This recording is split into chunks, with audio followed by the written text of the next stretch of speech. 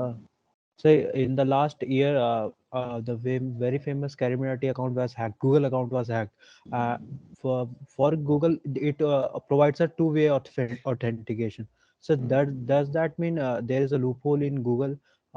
His Google account was YouTube channel was hacked, and somebody added some links, and that was hacked. So That, can we say that we are safe or not? see, the question is, as I mentioned, never ever assume 100% safety.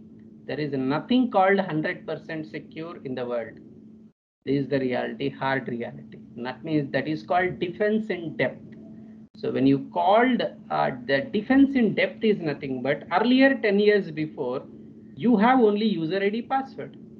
Then second thing came second factor authentication. That means even though your user ID password is correct, then afterwards they will send through your a message to enter some code. Correct? Now there is something called captcha. Correct? So then even after doing otherwise, they will use it some other code which is installed by the app. They will ask you enter that secret code. So this is called defense in depth multi-factor authentication. So now in any one of the process, there should be a loophole. It is not because of the process, because of the person. Please understand. And in spite of all the that means it is not in a direct way. There are indirect way. There is a famous hack happened earlier. I don't want to quote the name.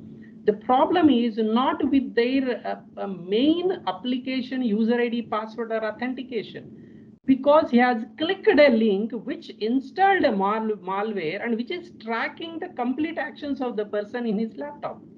Due to that, his ID password is also being tracked and he can easily take over it. So it is not a straightforward activity. Your another activity which would have created what do you say, a door to your malicious actor, and then from it, that's enough. If a thief is there in your house, then whatever do you have locked door inside, it's gone, right? That means thief is already entered your house because of some other malicious activity which you unknowingly did. So that is what happening. So never ever blame the process. All the process, anyone who implemented with a good intention, if you genuinely process, you follow those things, definitely you will be in a safer side. I cannot say for sure, but up to greater extent. But the other factors, your other actions which trigger them, correct? Other actions which trigger them for the unsafety. So you have to be watchful. You have to be careful in all the actions.